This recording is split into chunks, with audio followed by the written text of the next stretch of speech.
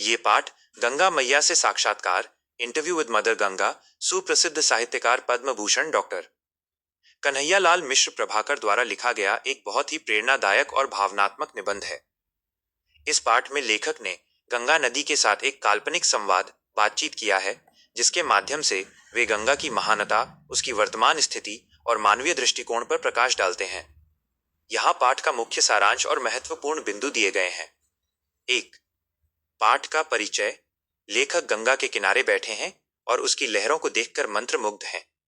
वे गंगा को केवल एक नदी नहीं, बल्कि भारतीय संस्कृति की जननी और जीवनदायिनी शक्ति के रूप में देखते हैं।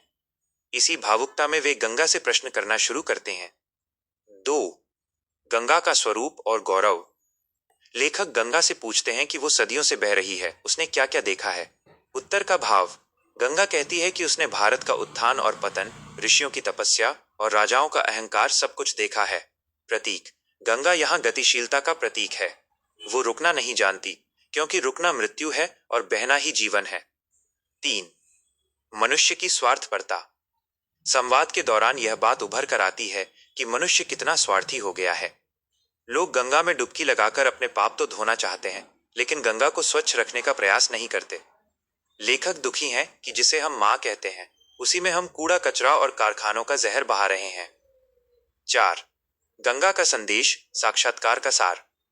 साक्षात्कार के अंत में गंगा के माध्यम से लेखक कुछ गहरे जीवन मूल्य समझाते हैं। पवित्रता। मन की पवित्रता तन की शुद्धि से अधिक महत्वपूर्ण है। समर्पण।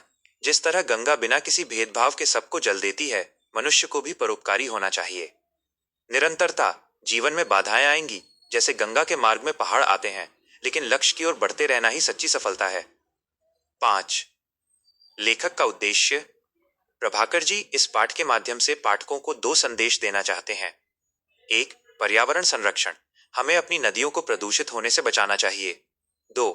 सांस्कृतिक चेतना। गंगा हमारे इतिहास और अध्यात्म का हिस्सा है, उसे सहेज कर रखना हमारा कर्तव्य है।